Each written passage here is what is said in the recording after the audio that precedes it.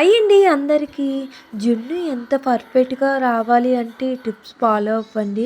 జున్ను కేక్ ముక్కల్లా వస్తాయంటే అంత కేక్ ముక్కల్లా వస్తాయండి. అంత బాగుంటాయి చూడండి మీరే. జున్ను పాలకి లీటర్ పాలకి లీటర్ పాలేసేస్తారు మామూలుగా. అలా ఎయకూడదంట అండి. లీటర్ పాలకి ఇంకా తక్కువే పాలేసుకోవాలంట. జున్నులాగా వస్తది. బెల్లం ముక్కలు ఇలాగ బాగా కరిగించుకోవాలండి. ఆ తర్వాత యాలకులు, పంచదార పౌడరు కలుపుకోవాలండి. బెల్లం ముక్కలు అస్సలు వండకూడదండి. జున్ను పాలలో అన్నీ కరిగిపోవాలి మొత్తం అంతా. బెల్లము, ఈ పంచదార సిరప్ మొత్తం అంతా కలుపుకోవాలి.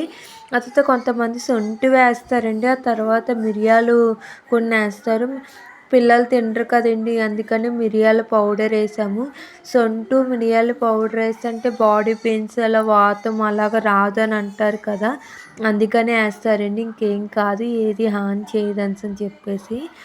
జున్ను మాత్రం ఇలా చేసుకొని చాలా పర్ఫెక్ట్గా వస్తుందండి. ఫస్ట్ టైం చేసినా సరే నేను 100% చెప్తాను. నా వీడియోస్ కానీ నచ్చితే like and share, subscribe, please support.